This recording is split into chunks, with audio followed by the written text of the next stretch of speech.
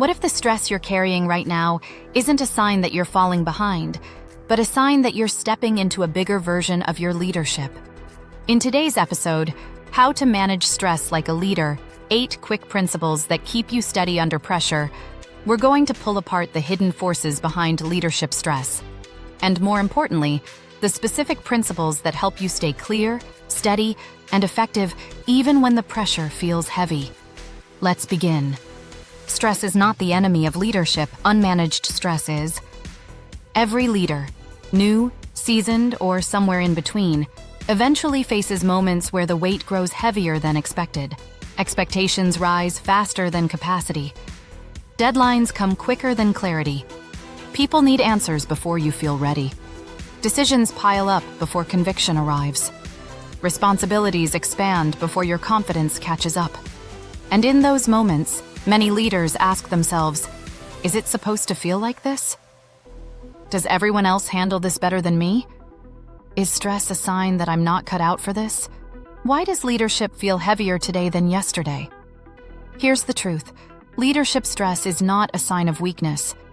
Leadership stress is a sign of responsibility. Stress shows up when what you're carrying matters. Stress shows up when people are counting on you. Stress shows up when decisions have weight. Stress shows up when your leadership is real. But stress becomes destructive only when you lack principles to guide you through it. Without principles, stress becomes emotional. With principles, stress becomes navigable. Today, we're breaking down 8 leadership principles that help you manage stress like a leader, not by avoiding pressure, but by staying steady inside it. Let's go. Principle number 8. Interrupt reactive thinking before it hijacks your leadership. Most stress doesn't come from the situation itself. It comes from your story about the situation. Leadership stress often sounds like, I have to fix everything right now.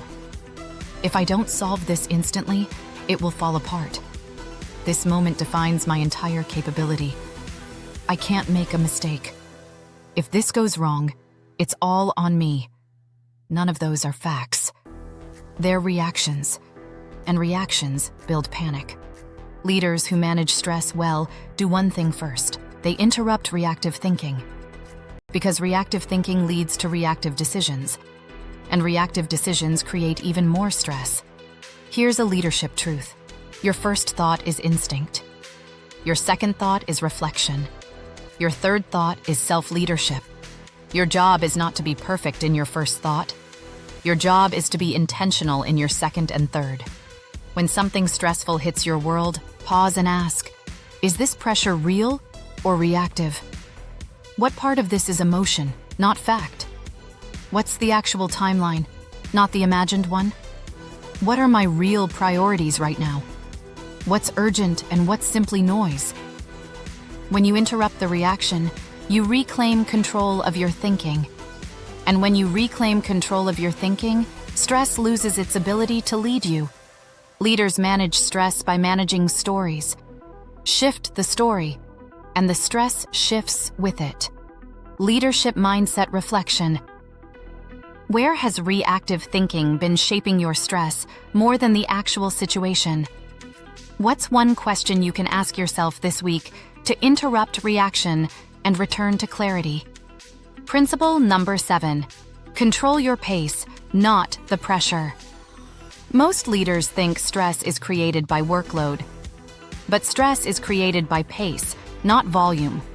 Pressure is often unavoidable, but pace is always adjustable. And leaders who manage stress well know this.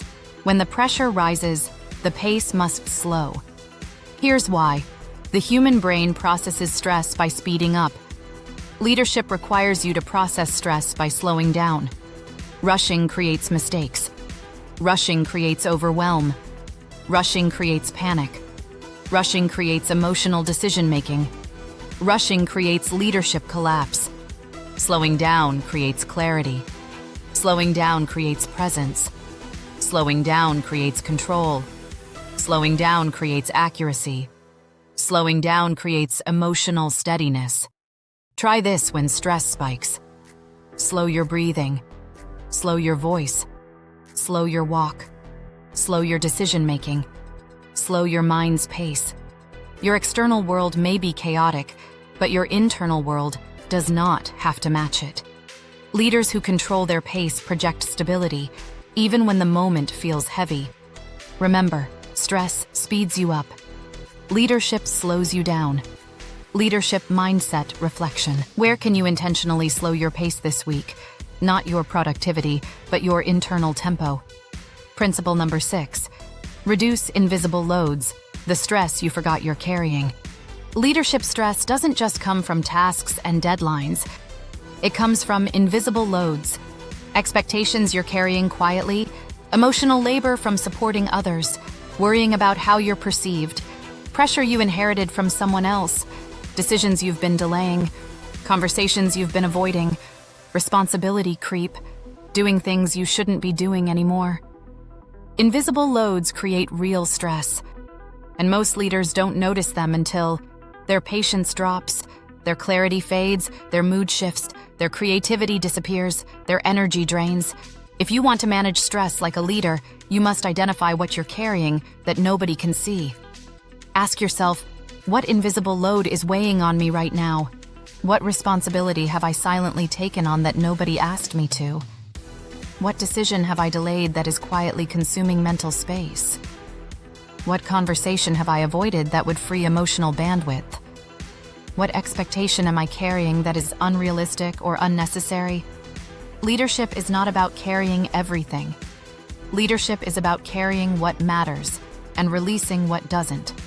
Reduce invisible loads, and your visible stress decreases instantly. Leadership mindset, reflection. What invisible load have you been carrying that needs to be released, delegated, confronted, or reframed? Principle number 5. Learn to rest while responsible, not after burnout. Most leaders make one dangerous mistake. They rest after burnout, not before it. They tell themselves, I'll rest once this project ends. I'll rest once this deadline is over. I'll rest once things slow down. I'll rest when my team is stable. I'll rest when everything is handled. But leadership doesn't work like that. Because projects don't stop. People don't pause. Problems don't wait. Responsibilities don't disappear. If you wait for the perfect moment to rest, you'll never rest at all. High-stress leaders say, I'll rest when the pressure goes away. High-performance leaders say, I rest while carrying pressure. Rest is not a reward. Rest is a requirement. Here's what leaders don't realize. Your body keeps score. And when ignored long enough, your body cashes the check. Stress shows up in tension, irritability, lack of clarity, poor decisions, reduced listening, shorter patience, bad judgment, emotional reactivity, exhaustion that isn't physical, and eventually, burnout. Rest interrupts the buildup before it becomes breakdown. If you want long-term leadership endurance, you must value the moments that strengthen you before the moments that demand from you. Here's the key. Rest does not always mean disconnecting completely. Rest can mean 5 minutes of quiet before a meeting, a slower morning routine, a 10-minute walk to reset your thinking, turning off unnecessary notifications, drinking water before your 4th coffee, stepping away between decisions, 1 hour without problem solving, a mental reset instead of a meltdown. Leaders who rest regularly perform consistently. Leaders who rest only during crisis perform unpredictably. Leadership stress becomes manageable when rest becomes normal, not rare. Leadership mindset. Reflection. What is one small but meaningful form of rest you can build into your leadership rhythm this week? Principle number 4. Cut emotional friction, the stress that hides in relationships. One of the biggest sources of leadership stress is not workload. It's interpersonal friction. Emotional friction is the stress that hides inside relationships. A colleague who drains your energy, a team member who resists feedback, someone you don't trust, unspoken tension, a personality clash, a conflict you've been ignoring, a relationship you're tiptoeing around, someone whose behavior you keep tolerating, a communication pattern that triggers frustration. This stress doesn't show up on a calendar. but it affects everything on your calendar. Emotional friction consumes more leadership energy than any single task. Here's the principle: fix the friction, and the stress shrinks. This doesn't mean being confrontational. It means being clear. Leaders reduce emotional friction by setting expectations directly, addressing misalignment early, naming tension professionally, being honest without being harsh, giving feedback without delay, establishing boundaries, saying no when necessary, clarifying roles, resetting relationships, repairing misunderstandings quickly. When emotional friction decreases, mental bandwidth increases. When bandwidth increases, stress decreases. Most leaders don't need more hours. They need fewer emotional leaks. Leadership mindset reflection. Which relationship in your leadership world is creating the most emotional friction? What one step can you take this week to reset, clarify, or reduce that friction? Principle number 3: separate pressure from identity, so stress doesn't become who you are. One of the biggest hidden stress traps for leaders is this: you stop separating the pressure you feel from the person you are. And once those two things merge, stress stops being a moment and becomes a mindset. Here's what I mean. A stressful situation becomes, I'm overwhelmed. A hard week becomes, I can't handle this. A difficult decision becomes, I'm not cut out for this. And the moment pressure attaches itself to identity, your stress multiplies. Not because the situation got worse, but because you started interpreting the situation as a reflection of you. But here's the truth you must anchor yourself in. Pressure is a condition, but identity is a choice. They are not the same thing. The most resilient leaders don't live stress-free lives. They simply refuse to let stress rewrite who they are. They say things like, this is a stressful moment, but moments pass. This task is requiring a lot, but it's not taking me down. This pressure is real, but it's not defining me. Great leaders don't deny pressure. They locate it outside themselves so they can respond clearly inside themselves. Try this reframe the next time stress starts rising. Instead of saying, I am stressed, say, I am experiencing stress, and this experience will pass. Instead of saying, I can't handle this, say, this moment is stretching me, and stretching is how leaders grow. Instead of saying, this is too much, say, this is challenging, not impossible. This shift is powerful because when pressure stays external, your identity stays intact. When pressure stays situational, your confidence stays available. When pressure stays defined, your decision-making stays clear. Leaders crumble under stress when they internalize it. Leaders rise under stress when they externalize it and engage it from grounded identity. Identity is your stabilizer, not your title, not your experience, not your performance. Who you decide to be in the middle of stress is the thing that determines whether stress becomes heavier or lighter. And here's the secret. The moment you remember, I'm still me, even here, stress loosens its grip. Leadership mindset reflection. Where have you been letting pressure define you instead of simply challenging you? Write one sentence that helps you regain separation between who you are and what you are experiencing. Use that sentence every time stress tries to turn itself into identity. Principle number 2, don't do stress alone. Connection regulates emotion. One of the biggest mistakes leaders make is believing stress must be handled internally, privately, silently, alone. But pressure becomes heavier the moment it becomes isolated. You've heard the phrase, pressure bursts pipes. That's not fully true. Pressure bursts pipes when there is no release valve. Connection is the release valve. Human beings were not designed to regulate stress in isolation. Neuroscience calls this co-regulation, meaning your nervous system calms faster when connected to another regulated person than it ever will by trying to tough it out internally.